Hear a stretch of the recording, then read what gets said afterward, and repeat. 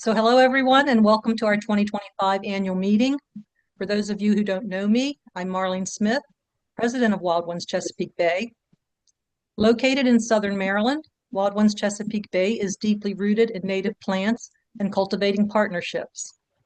We have been described as a fast-moving chapter, connecting people and native plants for a healthy planet through our shared passion to educate, advocate, and collaborate to support the Wild Ones vision of native plants and natural landscapes thriving in every community.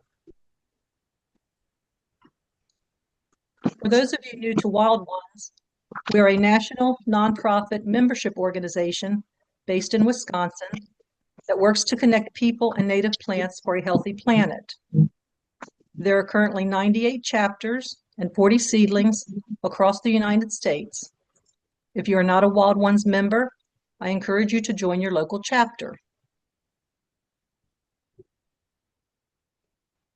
The mission of Wild Ones is to promote native landscapes through education, advocacy, and collaborative action, and comes to life through the grassroots efforts of local Wild Ones chapters like ours. Through a variety of educational programs and resources, Wild Ones shares the simple message that a healthy planet starts with native plants. Wild Ones inspires change through shared core values, including respect and inclusion for all. We share evidence-based information to fuel our growth and action. And now I'll turn it over to Sue to talk about our election results. So we had our 1 year, we're starting our second full year, right, Marlene? I think that's right. And our bylaws require us to have an annual meeting. And last year at our annual meeting, we changed our bylaws a bit so that the terms of our officers or directors run for 2 years. And instead of having the whole board change all at the same time, this year, 3 of the positions were to be elected, and next year 2 will be elected. This year, our slate of candidates, Vice President Bill Smith, he was elected to continue in his position. Our Treasury, Emily Hansroth, has elected to stick around with us and be our treasurer for another 2 years. And I chose to back out a little bit, and I will be turning over secretarial duties to Miranda Yorick, happily. Not that I will still be involved in Wild Ones, but it won't be as secretary. So continuing to serve in their second year will be Marlene Smith, and she'll have 1 more year, and our membership chair, Lynn Wheeler, for 1 more year. So this time next year, those 2 positions will be up for elections. So we had 16 responses, and they were overwhelmingly 100% yes to the slate of candidates. So now I have my last duty as secretary will be to notify Wild Ones National within the next couple of days that we have held elections, and this is our current board of directors, so to speak, and our current officers. So I'm going to turn it over to Lynn Wheeler, who's going to talk about membership. Thank you very much, Sue. And thank you, Sue, for everything that you have done. It has been greatly appreciated. As Sue said, I am Lynn Wheeler, and I am the membership chair. And you'll see in front of you how our membership is divided up across Southern Maryland. And I think it's a real nice spattering across the multiple counties that we're showing here. As you'll see, Calvert is the main, winner, followed by St. Mary's County, Charles County, Anne Arundel, and then PG, and the outlier of Talbot. So next slide.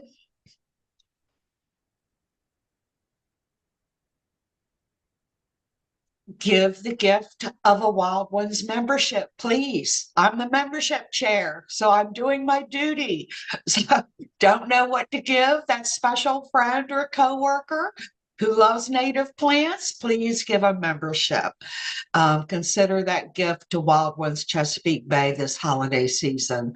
We greatly appreciate it and want to keep on growing. Ha ha. Next slide.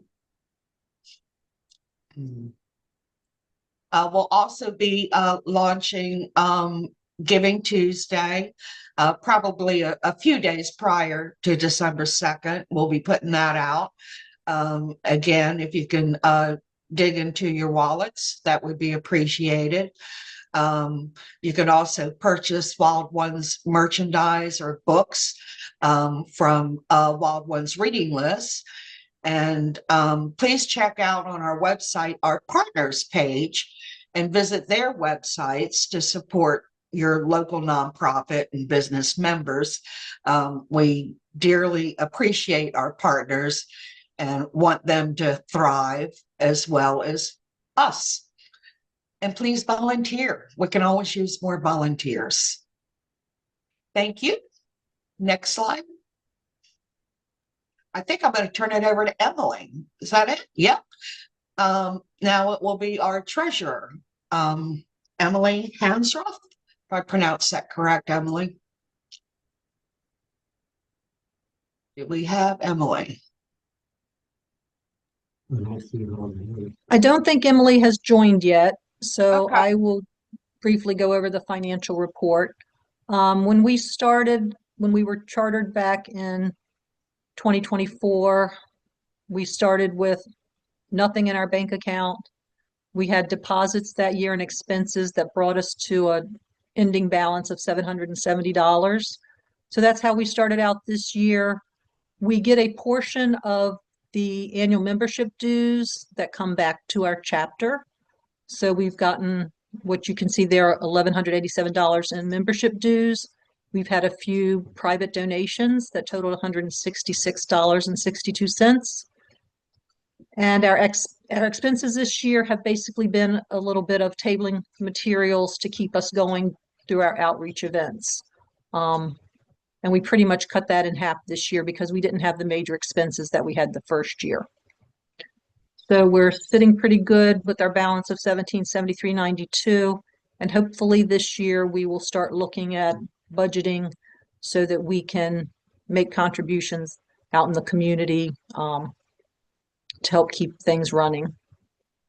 So thank you for all the members, because it is the membership dues that greatly contribute to our chapter's finances and allow us to do what we do. So with the business of elections, membership, and financial updates behind us, we'd like to share with you a summary of our accomplishments for 2025. These accomplishments include the boots on the ground work we do in the community, focusing on our vision of native plants and natural landscapes thriving in every community. Our impacts on habitat, native plants, and native seeds are summarized in these next two slides. Our members participated in an amazing 22 plant and seed swaps and giveaways, with most of the plants and seeds coming from our collaboration with Bonaterra's plant grant program. Our members grew over 2,700 native plants at the USGS Bee Lab and distributed them at 6 events. We've continued to support over 7,500 square feet of habitat, to include planting over 500 native trees, shrubs, and perennials this year. And we contributed over 3 dozen species of native plant seeds to support our 4 local seed libraries. Maddie runs the seed library at the College of Southern Maryland in La Plata, and unfortunately she couldn't be with us tonight, but she sent an update on the Seed Box Seed Library, which is one of the 4 seed libraries we support. The seed library has been open for 9 months. They've hosted 4 workshops, of which we've been a part, held 6 pop-ups at schools and community events, and they've distributed over 200 packs of seeds, which include 40 species of native plants. I'd like to congratulate Maddie on a successful seed library implementation.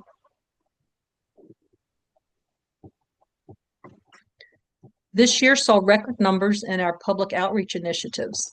Our members were busy year-round sharing our passion for native plants through outreach tables at events, live and virtual presentations, some with guest speakers, workshops, garden tours, and our bi-monthly garden chats. One of the strategies we used this year to expand our outreach was to co-host and or promote events with other local Wild Ones chapters and other nonprofit organizations that share a similar passion for native plants. To spread our message far and wide, we are growing our connections through email subscriptions, social media, and our web blogs. If you're not following us online, we encourage you to subscribe to our YouTube channel, follow us on our Facebook chapter's Facebook page, and join our Facebook group to become part of our conversations. And if you have an interest in writing blogs for our social media channels or our website, please let us know. We're always looking for content. And before we move on, does anyone have any questions? You're welcome to put questions in the chat or unmute. And if there are no questions, we'll move on.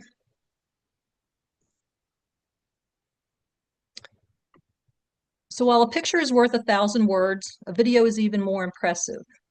And while we anxiously await our year in review video, which we anticipate releasing in early January, we're excited to share with you a short trailer, courtesy of our chapter vice president and videographer, Bill Smith.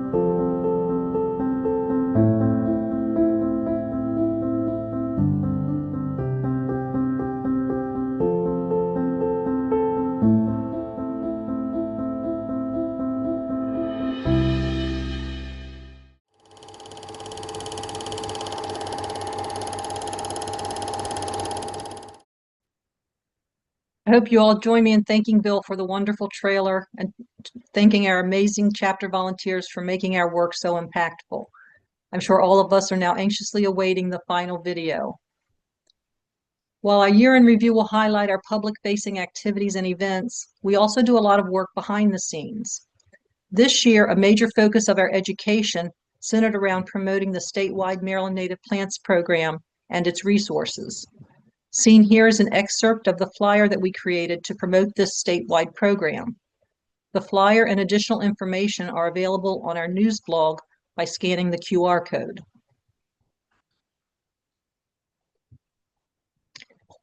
And this slide is a reminder that you can watch our recorded presentations on our YouTube channel, including the presentation that we hosted earlier this year on the Maryland native plant and invasive plant bills. You can also access an online PDF of the new Maryland Native Plant Guide for the Piedmont region. It is a beautiful resource, and hard copies will be available for sale through the Maryland Native Plant Society website, with 2 additional guides scheduled for publication: the Coastal Plains region in 2026 and the Mountain region in 2027. And if you haven't had a chance to check out this resource, you really should.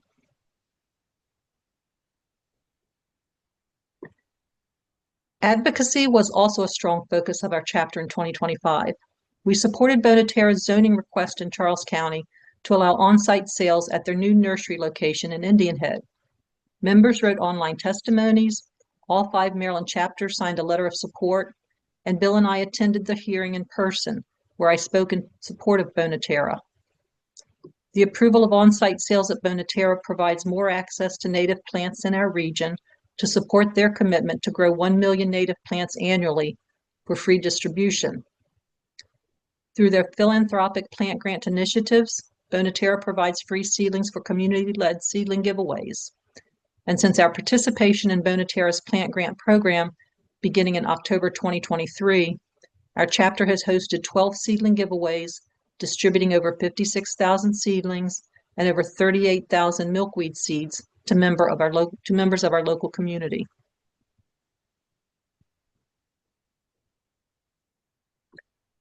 Let's help make May Maryland Native Plants Month. Moving forward into 2026, we're partnering with other native plant advocates in the state to make May Maryland Native Plant Month. Signatures are still being collected on our online letter of support. If you'd like to sign the letter to show your support, it takes less than a minute and can be accessed by scanning the QR code. And if you are interested in reaching out to members of the Health and Government Operations Committee to schedule a brief meeting in support of this bill, watch for our upcoming blog post with more information. And a lot of this initiative is being done in partnership with Mary Ellen Peace, and I believe Mary Ellen is in the meeting. Mm-hmm. Mary Ellen, if you want to unmute and say a few words about this initiative. Well, first I want to say how interesting this has been to watch and how impressive all the work you have done in such a short period of time is. Well, thank you. It's fantastic. Congratulations. We've been working on this bill for 2 years now in the Legislative Assembly. It is essentially a native plant proclamation establishing, easy for me to say. It establishes every May in Maryland as Native Plant Awareness Month, and it does all of the things that you all are doing. The point is to engage the public, create awareness, particularly engage young people who are going to inherit this planet, and to educate them about all the important benefits of using them, everything from pollinator support in agriculture and best management practices in native, using native plants to prevent agriculture runoff, et cetera, et cetera, et cetera, et cetera, et cetera. I'm sure I'm speaking to the choir here, but our biggest obstacle, we had it introduced last year. According to the committee head, we did everything right, but the problem was we did not have a Senate sponsor lined up, and also this committee just is not that keen on commemorative months. So we are making the case this year, and as we did last year, that this is not just good for our planet, our environment, et cetera, et cetera. It will provide protection for the Chesapeake Bay and all those who depend on a clean and healthy bay for their livelihood, like fishermen, crabbermen, ever go on and on. And so I just found out the second I got on this call that we are going to pre-file the bill. It will be done by Thursday. It's very exciting. It will be introduced, and Delegate Dana Stein, if you worked on any of the legislation in the past few years, Maryland has passed some amazing legislation, and we have Delegate Dana Stein, and Senator Benjamin Brooks are our sponsors this year. So things are lining up nicely, but we need to let the House Government and Operations Committee people know that this is not just a pretty feel-good bill about nice plants and butterflies. It has a lot of impact that not everyone understands. So I'm a firm believer is that people know why something works. They will often adopt those habits and with enthusiasm. So that is the point of the whole bill, is to engage the public and boost business, and I think it'll be an economic driver from what I can tell. I'm very optimistic and I'm very excited, especially since I just got this news before I got on the call. So. If anyone knows, we are trying to reach out to the House Government and Operations Committee ahead of session, if we can. I can share with you all, however you see fit, Marlene, and the members of the committee. And if anyone knows anyone on the committee or know someone who knows someone on the committee, it's all about that, making connections. Our goal is to just meet with several of the important members of the committee so we can explain to them why this is important and it's not just a feel-good bill. But there's no cost, there's no mandates, there's nothing like that. It is just essentially a proclamation in perpetuity.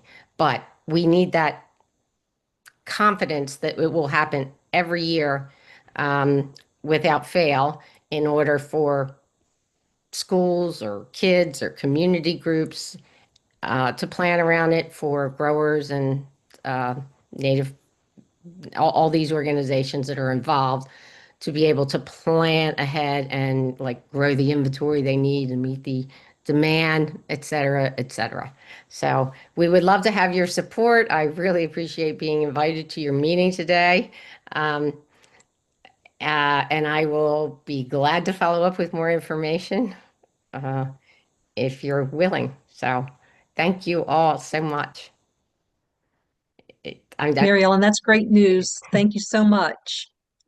Thank you all so much. And yeah, I definitely think we can help you get the ball rolling and get this through. Yes, we need to demonstrate wide support from across Maryland. So anyone who can share that QR code and have people sign on, that's one of many ways we're doing it. But it's important to show this is not just something that's concentrated in one area of Maryland. This benefits all sectors of the economy and all parts of Maryland. So if you have any connections and help us establish a connection with a meeting with a delegate, particularly on this committee, we would love to have your help. We have some templates we can use to contact the legislators, and we will participate in the meetings, and anything, as much or as little as you want. So. And I if see Marlene coming, they're going to feel the pressure, especially since it's being pre-filed. Sue, you had your hand raised? Yes, we had one question in the chat. If we sign the letter of support, will you have our email address information so that you can keep us appraised of the progress of the bill? Yes, We can and we will. That is probably the only use. I am always sensitive to having people's emails and I want to respect their privacy. But I know that they're generally interested in our progress. So we will keep them informed of what happens, and hopefully when it does hit the floor and we need to contact even more of the legislators in the, both the House of Delegates and the Senate, we would love to have people phone in or call, or email their delegate, and we can distribute information about how to find out who your delegate is and so on. Thank you. So very grateful for your help. Thanks, Mary Ellen. Thank you. So as you've seen, Wild Ones Chesapeake Bay is deeply rooted in cultivating partnerships through collaboration. On a local level, we partnered with the Leonardtown Butterfly Trail, St. Mary's County Garden Club, and the University of Maryland Extension Master Gardeners to relaunch and promote Leonardtown's Butterfly Trail. Our partnership will allow us to share resources at public events to reach more people, and we are working on developing a new Butterfly Trail brochure and plant ID signs for local gardens. And we continue to partner with Nurture Natives, a local youth-led nonprofit, on local activities supported by national collaborations, including our Build a Bee House program at the Forest Career and Technology Center in Leonardtown and the Early Learning Center at the College of Southern Maryland in La Plata. Together, we built 24 bee houses with over 180 youth. We appreciated the opportunity to enhance our youth-based offerings to our community through a partnership with Nurture Natives, Wild Ones, and Crown Bees. We also had the opportunity to collaborate on a local, national, and international level. Wild Ones' growing national impact on native landscaping and our chapter's grassroots activities sparked an interest from the BBC Natural History Unit, which is developing an online campaign to accompany a landmark documentary on climate change solutions. Wild One's mission to connect people with native plants aligns perfectly with the documentary's focus on rewilding gardens to benefit both people and the planet. Stories of transformation, mentorship, and resilience became the foundation for a collaborative pitch highlighting Wild Ones as habitat heroes in the climate fight, ultimately leading to on-site filming at a local nursery, a local member garden, and a local event. Filming also included interviews with Wild Ones Chesapeake Bay members, Nurture Natives volunteers, and Wild Ones national staff. And we anticipate the release of the BBC documentary in the spring of 2026. So stay tuned for that. With us tonight as our guest speaker is Esther Bonney, founder and director of Nurture Natives, member of Wild Ones Chesapeake Bay, and I'm pleased to announce she's a newly elected Wild Ones honorary director. Esther is a nationally recognized activist working at the intersection of youth mental health and native biodiversity conservation.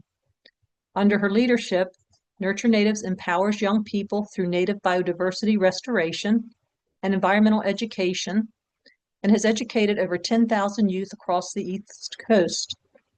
And in collaboration with Wild Ones Chesapeake Bay, has planted more than 2.4 million native seeds and distributed over 70,000 seedlings. Esther's work has earned national honors, including the EPA's Presidential Environmental Youth Award, the National 4-H Youth in Action Award, and the Gloria Barron Prize for Young Heroes. Now a freshman at the University of Maryland, Esther is pursuing a dual degree in environmental science and policy and violin performance with a pre-law focus. Through her advocacy and programming, she is inspiring a new generation of young people to understand and act on the vital connection between mental well-being and the health of our environment. Please join me in welcoming Esther to share her Nurture Natives journey with us.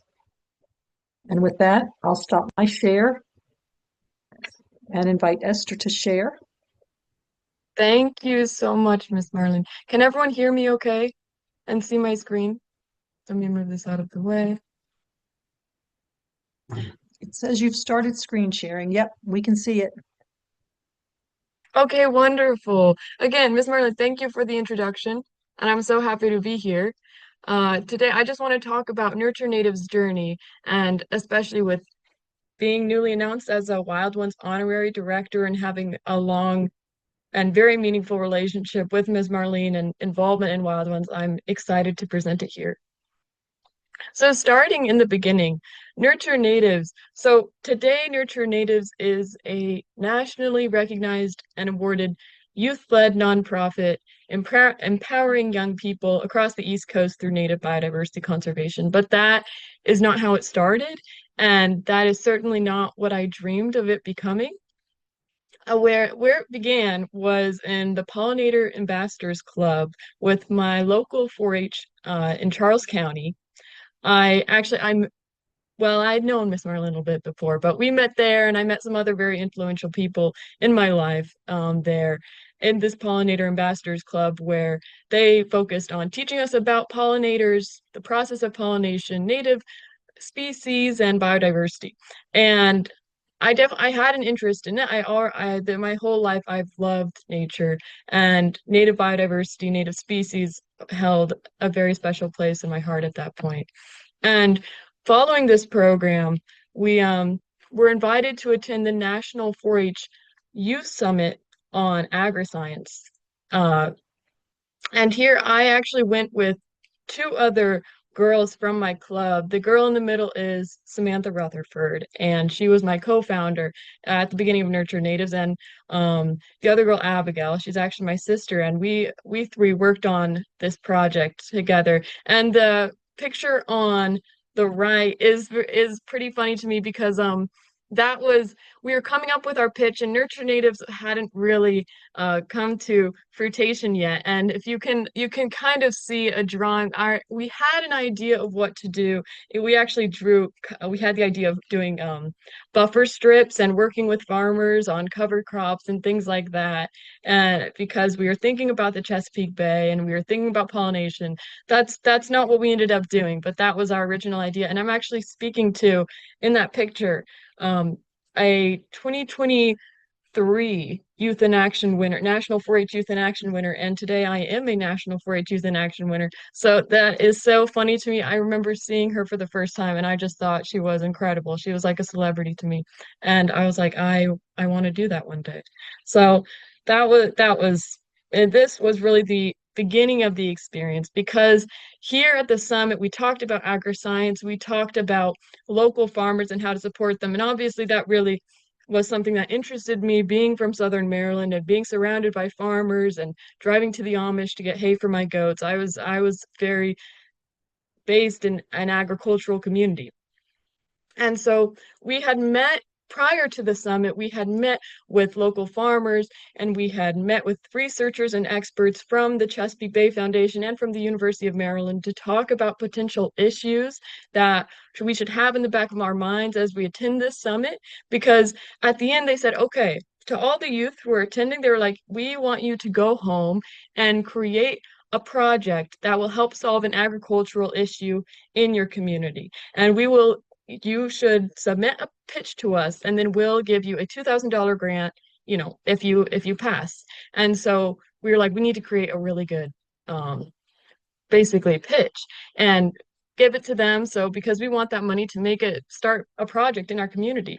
So again, the issue that we focused on was invasive species and their effects on native species and specifically on farmers and crops and also their environmental effects. And you can see here in the US alone, invasive species cause $40 billion worth of production losses to crops and forests per year, which is insane. And I also read on The Ecologist, invasive species are the second most important threat to biodiversity after habitat loss, which is also pretty insane because when I was a youth, when I went, I believe I was a freshman, and I really hadn't heard a lot about invasive species versus native species, except in my Pollinator Ambassadors Club. And I was like, I've heard about deforestation, I've heard about habitat loss, I've heard about urbanization and deforestation, but why aren't we hearing about invasive species and the effects that these are having on our biodiversity? So we submitted our pitch.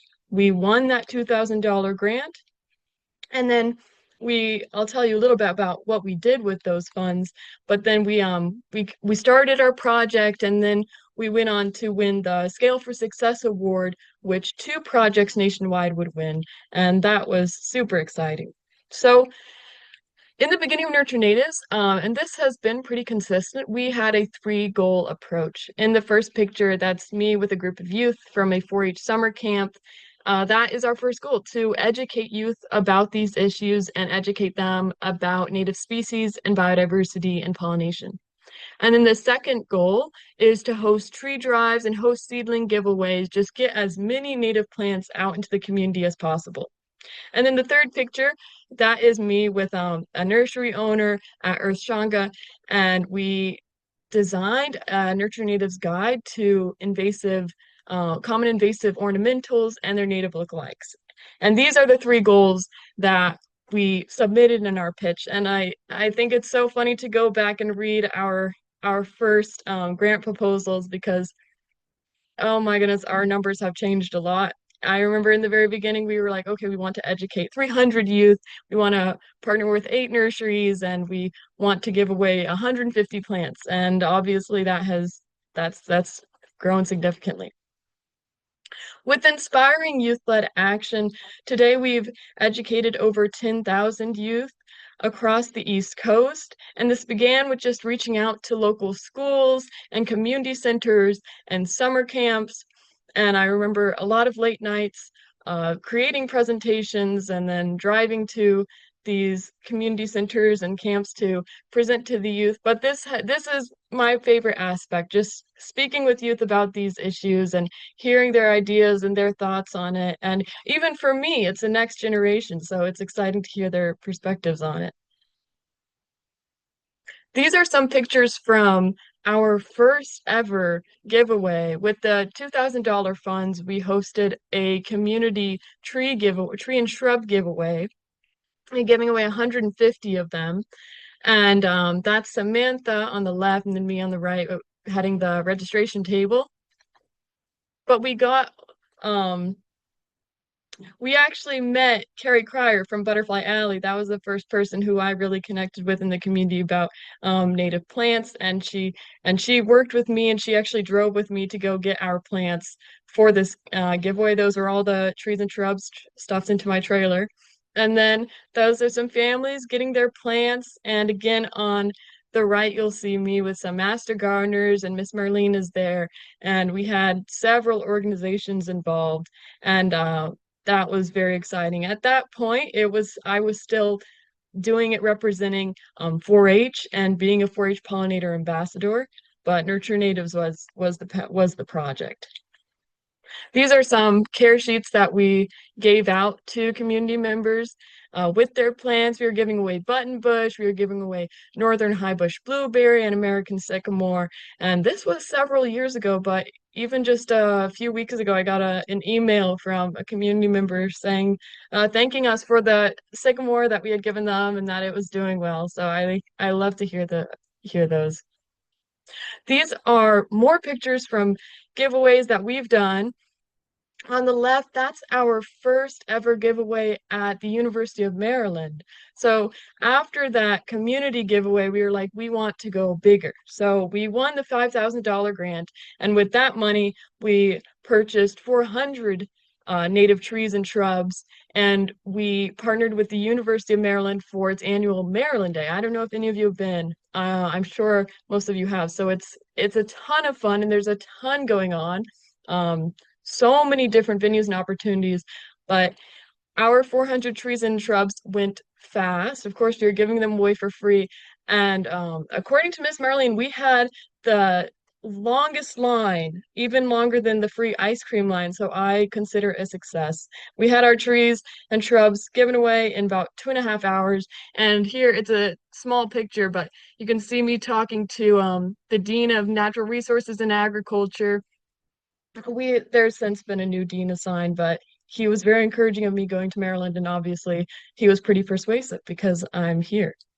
And in the middle, this is our second giveaway at the University of Maryland. We had a seedling giveaway this time. You can see it's sponsored by Bonatera, and Sam and I worked on that. We partnered with Bonatera as well as Chesapeake Natives, and we gave away over 2,600 native seedlings there. And then on the right, I can't be sure because there are so many pictures of me and Miss Marlene standing with seedlings next to her truck, but I'm pretty sure that's the one that was for this Maryland Day.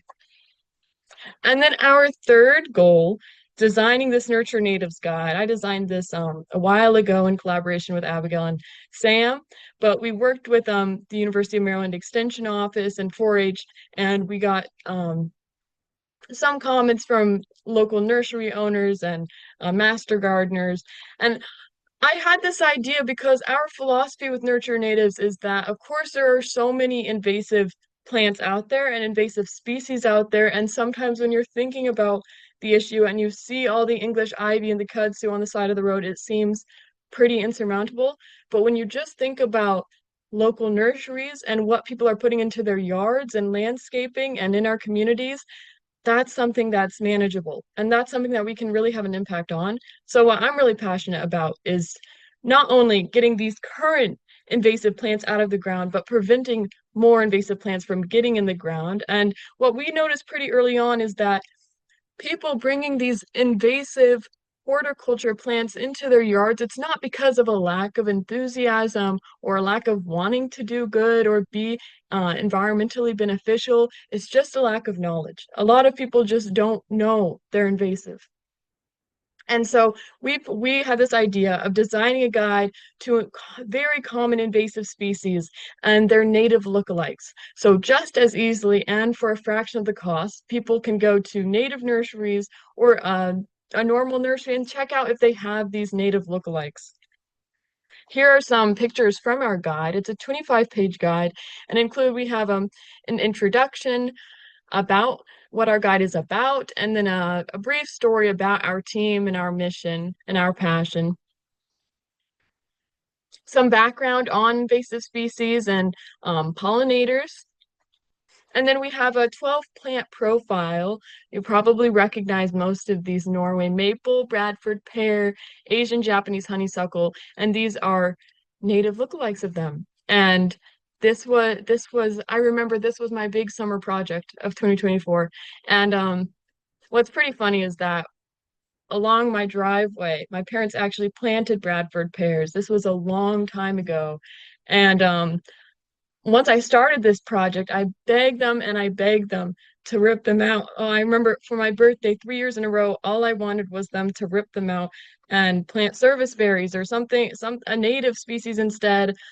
I still haven't been successful in that, but we've been successful in establishing a bill that prevents Bradford pears from being planted in all of Maryland. So yeah, but I'm still working on my parents. And that's something that I can relate to with the other youth. When I give my presentations, I mean, it's hard for youth to sometimes feel like they have a voice in the native plant movement because they are not homeowners. But they're our next generation of homeowners, and they're going to go into that being prepared. And then these are some of our nursery partnerships that have come from our guide. That first picture on the left, that's with Carrie Cryer from Butterfly Alley. That was the first guide I ever distributed to a nursery, and that was so exciting for me. I remember meeting her and having a conversation with her and giving her our guides. And in the middle, that's Jeremy from Bonatera. That was the first time we met him. Now it feels like forever ago. I can't believe there's a time where I didn't know who he was, but we gave our guides to him, and we spent a couple days volunteering, and that's turned into a incredibly meaningful partnership. And then on the right, that's Kelly from Chesapeake Natives. And I remember sitting down and just cold emailing dozens and dozens and dozens of nurseries to try and get our Nurture Natives guides distributed. And a lot we've mailed to nurseries, in other states, but these are some of the local nursery partnerships that are especially meaningful to me and I love to reflect on. Now, with going a little bit back in time, because a lot of what I talked about happened in this process. It was I don't know, it's hard to organize in my brain. It's been a lot. But Nurture Native started as a local 4-H project, and then after we won those 2 grants from National 4-H, I was thinking, I want to do more. I want Nurture Natives to be able to do more, apply for more grants, and make new partnerships. And I think this can be big. I have become really passionate about native plants and the native plant movement. And I think that I was like, this organization having a youth-centered approach, I think it's really revolutionary and can be big. So we expanded into a nonprofit, and that led to a lot more opportunities. We are now a permanent recipient of the Bonatera Plant Grant, which Ms. Marlene talked a little bit about, but we've since led dozens of seedling giveaways and reached so many community members. This is a core initiative of ours, and almost every weekend in high school, I was working on to prep one of these or working on one of these, and they're so meaningful to me. And these are more events that we've done. We began to partner with more and more organizations, and there's another seedling giveaway. And with that seedling giveaway on the left, we also had a tree giveaway at that point. That's at the College of Southern Maryland, and we had partnered with elms to give away more trees and shrubs. And in the middle, that's what was talked a little bit about before, the Crown Bees program, where we've worked with youth to build bee houses and bee hotels. And then on the right, that's an event we did at the Patuxent Research and Wildlife Refuge. And today, our impact, I told you a little bit about our original numbers. We plan to reach 300 youth, partner with 8 local nurseries, and give away 150 plants. We now have reached over 10,300 youth, and we've planted over 2.4 million seeds and over 70,000 seedlings. It's just took off, and I have no plans of stopping soon. And these are some of the national recognition and awards that we've been able to receive. And it starts with the latest. This is well, not the latest. This is the Gloria Barron Prize that I received in 2024. That's for one of 15 youth leaders across North America who have had a significant impact on the environment or people in their community. And in the middle, that is Sam and I at the US EPA headquarters in DC, and that's us receiving the President's Environmental Youth Award. And that was incredible. Telling our journey brings back so many memories. With applying for this award, I remember spending a whole weekend just working on our application, and I actually our application, we got it in 1 minute before the deadline. I've gotten a little better, but that's pretty crazy to think about. We were one minute away from missing one of the biggest moments of my life so far, but we got it in and we got it, and that was incredible. And then the picture on the right, I spoke at TEDx Hagerstown Women in December of 2024 about our journey and our unique vision and focus on the intersection of environmental stewardship and youth mental health. And that was an incredible experience. And I remember waking up one summer day and I was like, you know, what we've done is really incredible. And I really want to share it with people. And so I applied to a lot of TEDx venues, and I got an audition, and I actually went with Miss Marlene and Bill to go audition, and we got it. We celebrated at Texas Roadhouse when we got the email. That was very exciting. These are a couple more.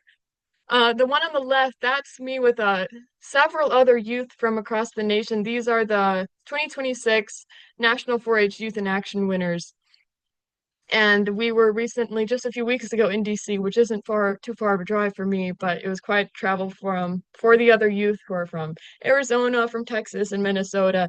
And these are just 4-H. Each year, National 4-H selects 4-Hers who have had a significant impact on their community as a result of their 4-H experiences. And that was so fun. And actually, my interview with National 4-H is coming out on Thursday. So I will share that with Wild Ones, Chesapeake Bay. And then in the middle, that's me with Miss Marlene and the director of Wild Ones, Jen. And becoming an honorary director has been a was really a milestone for me, and our national partnership is incredible. And as Miss Marlene talked about, that the picture on the right, that's from the BBC documentary.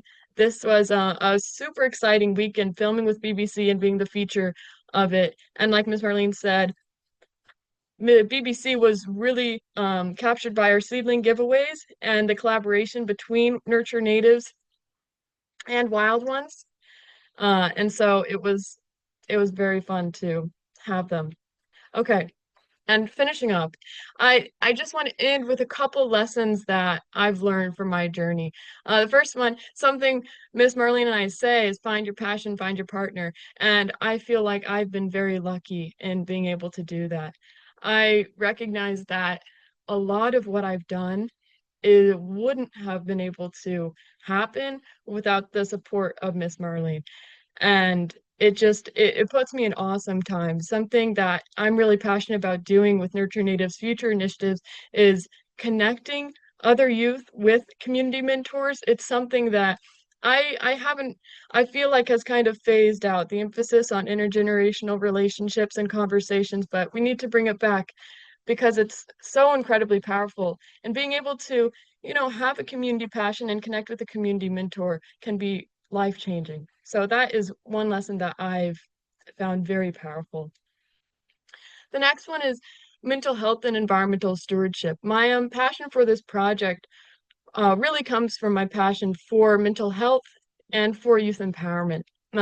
As some of you may or may not know, when I was 12, turning 13, I lost my older brother, who was at the time 17, to suicide. And that had a huge effect on me and continues to have a huge effect on me. And losing someone to suicide at a young age really puts life into perspective. And the topics of meaning and connection and purpose are always in the back of my mind. And through Nurture Natives, that's what I hope to provide to youth. And that's what I found through Nurture Natives. And the final thing is empowering youth through service. I'm really passionate about Native species conservation and environmental action, but more broadly, I'm passionate about service, and I'm passionate about giving back to your community.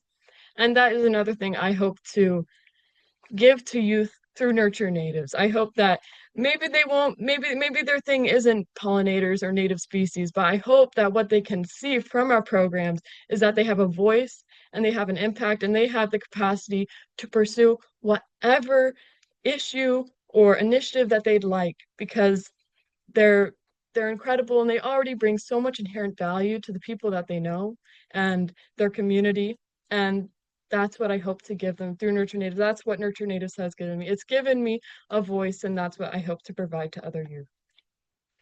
And the future, again, I'm currently at the University of Maryland. I'm also a 2025 Do Good Accelerator, an accelerator fellow at the Do Good Institute, which is an 8-week intensive program that works with youth who have social initiatives or nonprofits and provides them with a $2,000 stipend, as well as one-on-one coaching and team meetings to help them grow their nonprofit or initiative and work with them to develop more skills.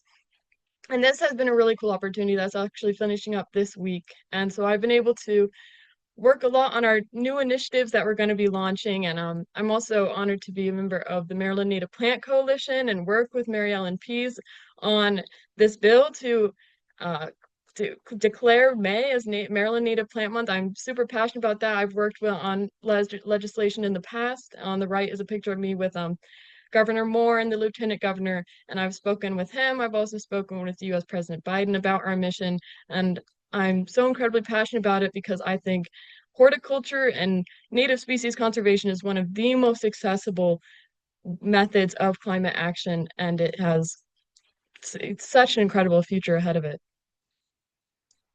And that is the end of our journey. Well, a very summarized version. As I was creating this, I was like, wow, there are so many pictures, so many stories, so many experiences I could share. But these are just a couple of them. And those are some links on the side. If you have Facebook or Instagram, you can go ahead and follow us. And there is our website there. And thank you. I believe now we will open it up for any questions that you might have. So Esther, thank you very much. Having been through this journey with you over the past few years, it's just really inspirational to hear you talk about it. And yeah, I'm so proud of what you've done. And I can't wait to see where the future takes you. I know at some point Bill and I are going to be saying we knew her when. And I really wish I had that picture of your little Esther in her butterfly costume one Halloween. Oh, yes. I meant to pull that into the presentation tonight, but I completely forgot. That's okay. So let me share my screen again. Make sure I get the right one. So does anybody have any questions for Esther or for any of the other information we've gone over tonight? If not, I've just got a couple more slides before we end the meeting. Feel free to raise your hand or put I your just wanted questions in to the say chat. thank you. I just wanted to say thanks to Esther for sharing, and that it's really amazing to hear about her work and her journey. Oh, thank Yeah. you. Mary Ellen? I just sort of wanted to echo those comments as well. I'm so impressed. It almost brings me to tears that to see our young people engaged in with such passion and determination. I think it's fantastic. I too am also very involved in the mental health field, and I have advocated for. I've worked with Hopkins and advocated for education about suicide and other issues with youth, and it it really drives my passion, and maybe we can get Esther on our board one day at Hopkins. Yeah, that's wonderful. I think I'd you love would bring that. a very nice and important perspective to it. Yeah. Thank you so much. It's Yeah, of amazing. course. Yeah, bravo. I see Lynn clapping. Thank you. All right, just to finish up with a few updates from Wild Ones National. There's still time to register for this Thursday's webinar on living in the liberated landscape, My Yard with Larry Weiner. And I was honored to have been selected to introduce Larry at the webinar and to facilitate the questions and answers at the end of his presentation. So I think this is one presentation you won't want to miss. And in December, join us for Turn That Patch into a Plan with Zoe Evans of Planet Wild and Heather Evans of Design Your Wild. And I think Bill's probably putting the links in the chat for you guys. Wild Ones Chesapeake Bay is deeply rooted in natives. I invite you to join the movement to make a difference by becoming a Wild Ones member. Our work depends on you. Scanning the QR code on this slide will take you to our links page where you can join, donate, view our calendar, visit our website and social media channels, and much more. And with that, I'm going to stop the share. And if anybody has anything they'd like to chat about, we're a little over time, but we're happy to stay and chat with anybody who'd like to. I hope you enjoyed tonight's presentation. Please don't forget to take our feedback survey. It's just a couple quick questions to let us know how we did tonight. Appreciate all the chapter members who are here and all the visitors who are here tonight. If anybody would like to say anything or have any questions, we'll open it up. It's a quiet group tonight.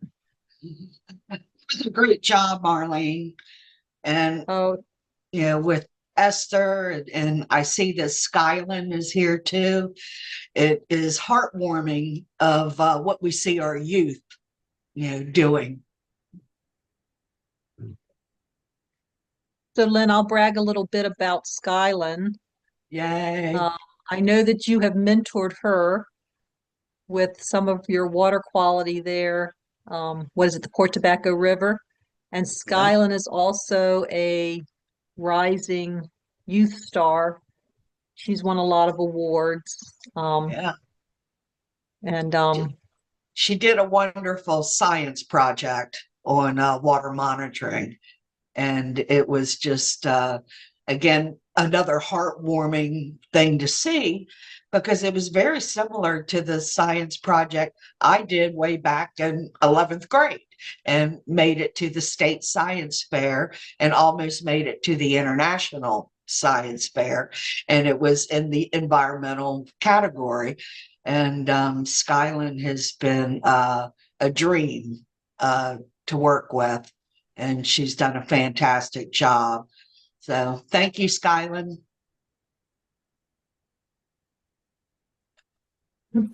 You're welcome. It's been a crazy journey for me to do. Lots of water quality monitoring, and it's something that I'm really passionate about. And right now, I'm actually working on a research project right now. I'm in the developing stages of it. And I'm very excited to see where this journey takes me. And I am excited to also, because I've been passionate about the environment for many years. And so I'm excited to take my passion into science and something that I love. And so, and also thank you for everyone. Thank you to Esther. Thank you to all the Wild One members. I was really looking forward to this meeting tonight, and I'm glad I came. And thank you for sharing your journey and all the information provided tonight.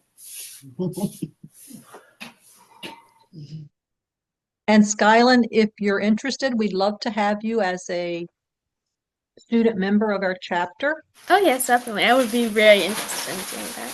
We're always happy to work with youth because like Esther said, they're our future. We've got to get more youth involved. And are you by any chance, Skyland, participating in the 4-H program through the Neighborhood Creative Arts Center this year? Yes, I am. Yeah, so that's really exciting too. For those of you who don't know, Esther's mom is Gloria Bonney, and she has the Neighborhood Creative Arts Center here in Charles County, and she has formed a 4-H group with her home school co-op students. What are you guys working on, Skyland? So right now it's called Steamrollers, and we work on science, technology, engineering, art, and mathematics. And so every 4-H meeting, we teach students something a little bit about each of those areas, and then we combine an activity, whether it's an engineering activity or a science activity or a science experiment, and we just teach youth about STEAM, just basically STEAM, and have them be passionate about them and have them learn more and grow more as a result. That's very exciting.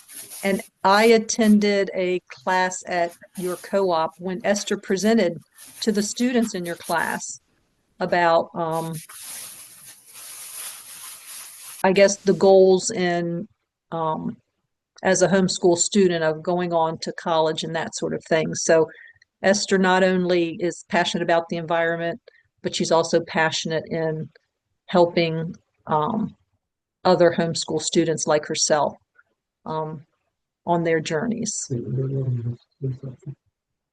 Was there a hand up or a question in the chat? Mary Ellen. Mary Ellen, yes.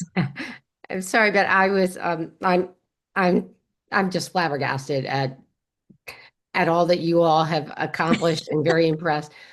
I must say though, in our attempt to get this bill passed so that it's permanent, for recognizing the benefits of native plants and raising awareness, part of that, the thing about this committee, it's not an environmental committee, so that they're not as aware.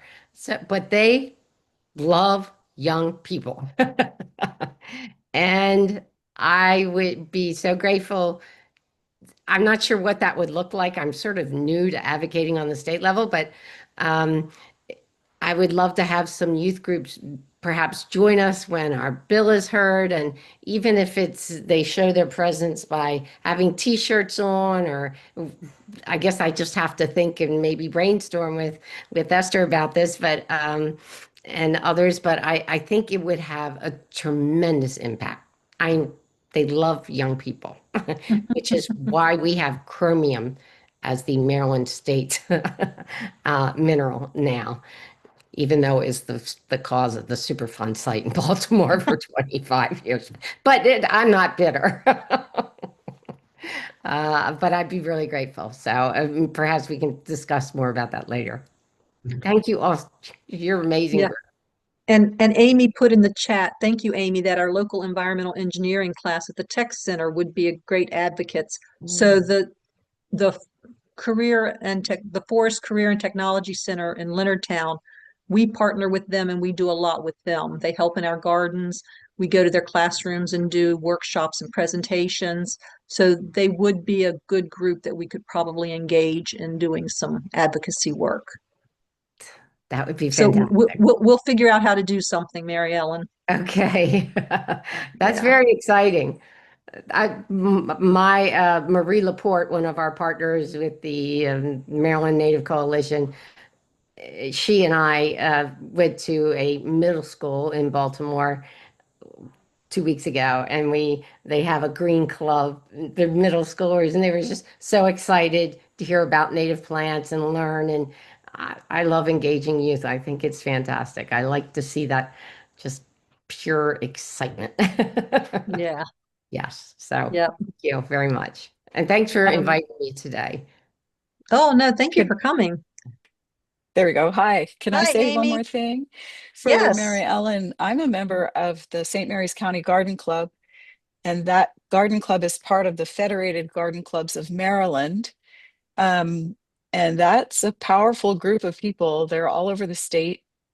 And I have a feeling that they would be interested to help you with this as well. So I think I can reach out to our club president, and then I know I can reach out to our club president and then access the people from our district and then the rest of the state. I would love to speak with you more about that. And I forgot to mention that this initiative, I'm in a garden club and we are part of, actually, we belong to Federated as well, but we do most of our work under the umbrella of the Garden Clubs of America. They are the ones that initiated began this initiative or created it. It's been going on for, I think, 4 years now. And our first goal was to get a proclamation in all 50 states, even though we don't have clubs in all 50 states. And believe it or not, they did 49 states one year. And now our goal is to get it encoded into law so that it's predictable, which makes it much more valuable to the community. So I did not give them any credit for this, and I just wasn't thinking, but I'm so glad you said that, and I would love to have your help, Amy, getting more members in and interested. Sure. Yeah, so perhaps we can talk some more. Okay. Got a way to reach out. Okay. Thank you so much. That would be fantastic. And Amy, if you wanted to say anything about the butterfly trail, since you're the lead of that initiative down in Leonardtown, by all means, feel free. I was very curious. Yeah, so it's modeled after the pollinator pathway. There's a whole website and organization or nonprofit that's called Pollinator Pathway. And we're calling our version of it is the Butterfly Trail. Marlene's been instrumental in helping keep me going on that. I've got to get my energy, boost my energy again and get back on the task. But the idea is to create a corridor of habitat for the pollinators throughout the town of Leonardtown. And we've got some good anchor plantings already. You saw some slides in there of the library, the Leonardtown Library Native Plant Garden, which is pretty fantastic. And then we hope then it goes about 2 miles if you follow the main road into Leonardtown that goes to the waterfront on Breton Bay, which is a little bay off of the Potomac River.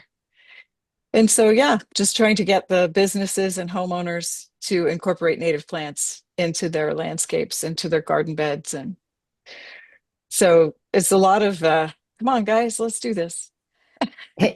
My dream is for everybody to plant native plants everywhere.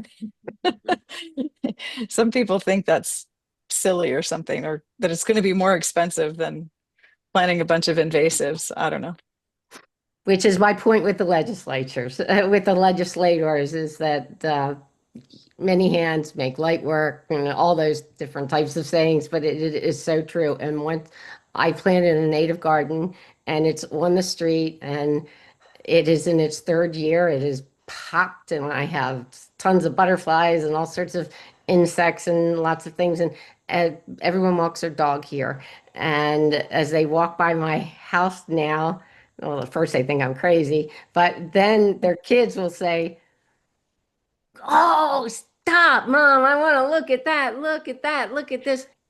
Once you get that going, they're hooked. They're hooked. And Yeah. you get someone like Esther who takes this stuff and runs with it. So it's really fun. And I'm just very grateful to be included tonight. Thank you. Yes. And I see we have a few of our friends from the B Lab on tonight. I saw Elmer here and Kathy here, I think. So we're glad you guys joined us tonight. Hi, Elmer. And again, I'd like to congratulate and thank Miranda for stepping up to join us on our board as our secretary. Thanks, Marlene. You're welcome. Did you like the video? Of course.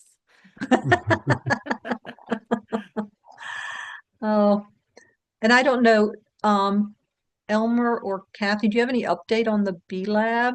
Is Sam back at work? Do we know? I haven't seen anything from him. I sent a message to him today to find out because none of us have heard anything. If I hear anything, I'll share it with you, Marlene. Thank you. But we have heard nothing, and I was expecting him to start sending some messages out. So I'm not sure. I think they're just really slow to turn things back on. I think that's the way I'm looking at it right now. Yeah. All right. Well, yeah, if you hear from Sam, let us know what the status is. Miss seeing everybody up there. Yeah. I know it's sad. It's not right. All right. Well, if no one has anything else, thank you all for joining. It's always a pleasure. Hopefully after we have an admin meeting in December, we'll know what we're doing after the first of the year for our meetings. If you haven't already, maybe take our survey about tonight's event. Let us know how things went. And with that, I'll say goodnight. Bye-bye. Have a happy Thanksgiving, everybody. Oh, you too, Amy. Thanks for all you Good night. do. Thank you. I appreciate you. Oh, thank you. Thank you. Bye. Bye, Esther. Good luck on your last midterm. Thank you. I'll need And I it. hope to see you, if not when you're home for Thanksgiving, when you're home for Christmas. Oh, for sure. All right. Yeah. Bye. Bye, Skylar. Bye-bye. Good to see you. Bye, you Bye, too. Mary Ellen.